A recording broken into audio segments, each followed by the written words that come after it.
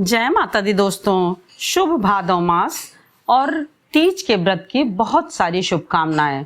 दोस्तों, तीज का व्रत हमारा 6 सितंबर को ही है। इसका कई वीडियो हम पहले डाल चुके हैं।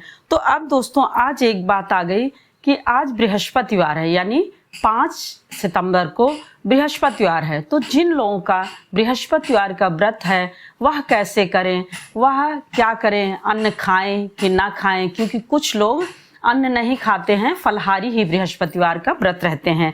तो उनके लिए यह एक समस्या सामने आ गई है कि किस प्रकार से हम अपने व्रत को करें। तो दोस्तों देखिए, शास्त्रों और पुराणों में यह विधिवत बताया गया है कि वार्षिक व्रत का बहुत ही ज़्यादा महत्व होता है, यानी वार्षिक व्रत का नियम पालन जरूर करना चाहिए।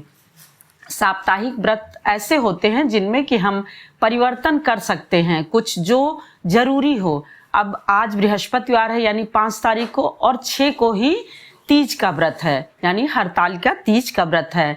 तो हम क्या करेंगे कि बृहस्पतिवार के व्रत को भी हमारा बच जाए, व्रत भी रहें, और तीज का व्रत भी हमारा अच्छे से निर्जला रह जाए, क्योंकि तीज के व्रत में तो निर्जला रहना होता है। तो एक दिन पहले से ही हमें अपने शारीरिक क्षमता को बढ़ाना होगा और उस अनुसार से हमें भोजन का, शुद्ध और सात्विक भोजन का सेवन करना होगा, जिससे कि हमें ज़्यादा भूख प्यास ना लगे।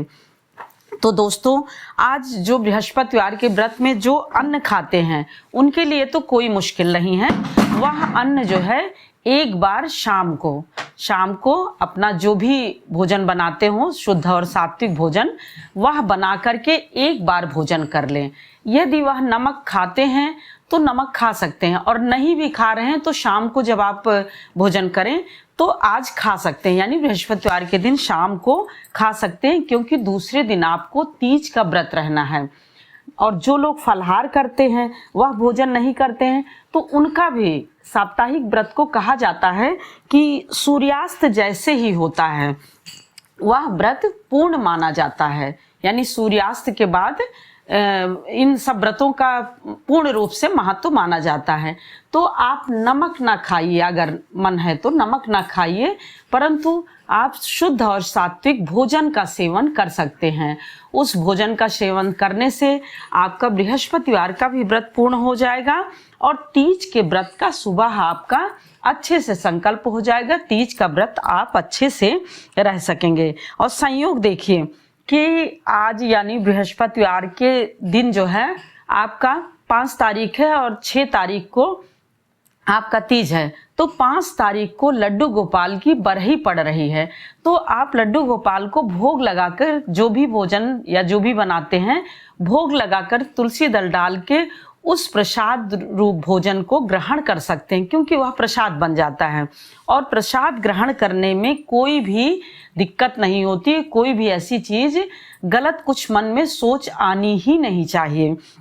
जब आप प्रसाद के रूप में ग्रहण कर लेंगे तो आपका बृहस्पतिवार का व्रत भी पूरा हो जाएगा, लड्डू गोपाल का प्रसाद भी ग्रहण कर लेंगे, और तीज का व्रत भी दूसरे दिन अच्छे से संकल्प करके निर्जला रह सकेंगे। और सुबह भोर में अपना उसी तरह से, जिसके यहाँ जैसे रहा जाता हो, मतलब जिसके यहाँ सर्गी का नियम हो वो सर्गी करें, अन्यथा पानी और चाय पी करके आप अपने व्रत को शुरू कर दें। वो भी 4 बजे के बाद अपना, मतलब आधे घंटे में जो भी है चाय पानी कर लें, उसके बाद फिर पानी नहीं पीना चाहिए। फिर आपको दूसरे दिन, और यह व्रत कहने को 24 घंटा, परंतु 24 नहीं, यह और ज़्यादा हो जाता है, 30-32 घंटे हो जाता है। तो दूसरे दिन सुबह में अपना पूजन करके फिर आप जो है पारण करें। इस प्रकार से दोस्तों, लड्डू गोपाल का भी वो हो जाएगा, साप्ताहिक व्रत भी पूर्ण हो जाएगा, और तीज का व्रत भी अच्छे से पूर्ण हो जाएगा। क्योंकि बहुत सारे लोगों का बृहस्पतिवार का व्रत रहता है, तो उसमें चने की दाल और गुड़ का जो भोग लगाया जाता है वह तो पूजन के बाद तुरंत ग्रहण कर लेते हैं। और कुछ लोग हैं कि जब भोजन, क्योंकि साप्ताहिक व्रत में भोजन भी जो करते हैं उनको एक बार भोजन करना होता है, 2 बार भोजन करने का नियम नहीं है। तो इस चीज को ध्यान रखते हुए सुबह में प्रसाद उठा के रख दीजिए। जब आप भोजन करने चलिए तभी चने की दाल और गुड़ को प्रसाद के रूप में, किशमिश को प्रसाद के रूप में लीजिए और उसी समय भोजन कर लीजिए। अब नमक का आपको ध्यान देना है, नमक खा सकते हैं शाम के टाइम। आप चूंकि दूसरे दिन तीज रहना है, वार्षिक व्रत है, तो सेंधा नमक मिला करके जो भी आप लड्डू गोपाल को भोग लगाए हैं बरही में उनके, वह आप प्रसाद के रूप में ग्रहण करने में कोई भी ऐसी चीजें नहीं है। आपका दोनों ही व्रत पूर्ण माना जाएगा। जय माता दी दोस्तों, फिर मिलते हैं एक और नई जानकारी के साथ। तब तक के लिए लाइक करिए, सब्सक्राइब करिए और बेल बटन जरूर प्रेस करिए, जिससे कि नोटिफिकेशन सबसे पहले आपके पास पहुंचे।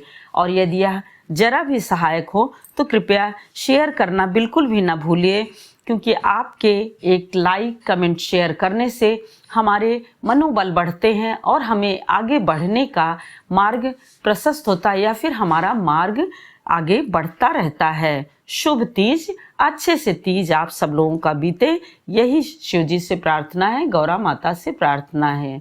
शुभ तीज।